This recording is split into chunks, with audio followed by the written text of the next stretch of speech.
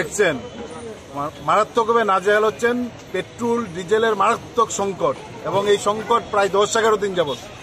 আমরা দেখেছিলাম বামফ্রন্ট সরকারের শেষ দিকে 2017 সালে এরকম একটা সংকট তৈরি হয়েছিল মাত্র কয়েকদিনের।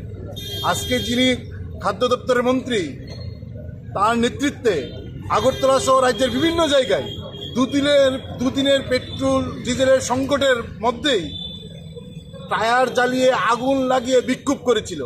আর উনি যখন খাদ্যমন্ত্রী তখন আজকে 12 দিন যাবৎ সংকট। গতকালকে সোশ্যাল মিডিয়া একটা বার্তা দিলেন, আজকে এতদিন পর মানুষ যখন অতিষ্ঠ হয়ে যাচ্ছেন, ধৈর্যের বাঁধ ভেঙে যাচ্ছে, তখন মুখ্যমন্ত্রী বলছেন এসে পড়েছে এই সংকট। তিনি চিঠি লিখেছেন কেন্দ্রীয় রেলমন্ত্রীর কাছে। ঘুমিয়েছিলেন কুম্ভকর্ণের ঘুমে আমাদের রাজ্য সরকার।